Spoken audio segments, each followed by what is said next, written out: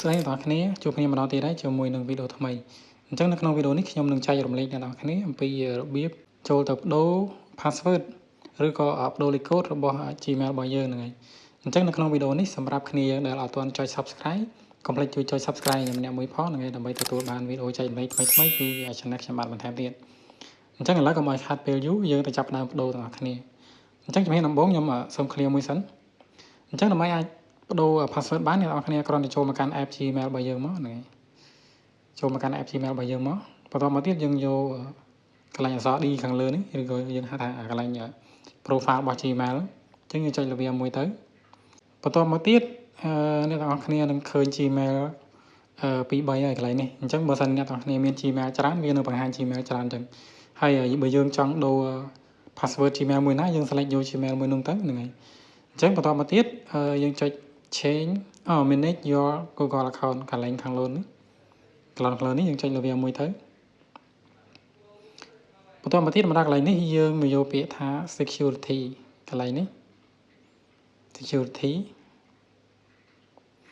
បន្តមកទៀតយើង scroll ទៅលើហើយយើងមកយកពាក្យថា password កន្លែងនេះអញ្ចឹងយើងរងចាំបន្តិចទៅអញ្ចឹងមកដល់កន្លែងនេះដើម្បីយើងអាចបដូរ password ថ្មីបានអ្នកនរគ្នាត្រូវបញ្ចូល password ចាស់សិន password ដែលយើងកំពុងតែប្រើឥឡូវអញ្ចឹងខ្ញុំសូមបញ្ចូល password របស់ខ្ញុំ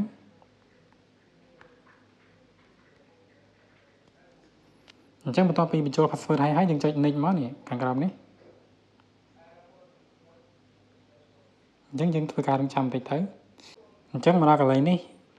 ឃើញវាដាក់ថា new password នេះអញ្ចឹងមានន័យថាមកដល់កន្លែងនេះគឺវាឲ្យយើងធ្វើការបញ្ចូលនៅ password ថ្មីហើយអញ្ចឹងអ្នកនរគ្នាគ្រាន់តែបញ្ចូល password ថ្មីមកកន្លែងកន្លងខាងលើហើយនិងកន្លងខាងក្រោមនេះយើងត្រូវដាក់ដូចគ្នាអញ្ចឹងណាអញ្ចឹងបន្ទាប់ពីយើងបញ្ចូល password ថ្មីហើយយើងចុច save change មកយើងអាចដូរបានហើយអញ្ចឹងយើងអាចមានវិធីមួយទៀតខ្ញុំនឹងបង្ហាញអ្នកនរគ្នាអញ្ចឹងយើងខ្វែងចេញពីនឹងមួយនោះខ្ញុំ clear ចេញ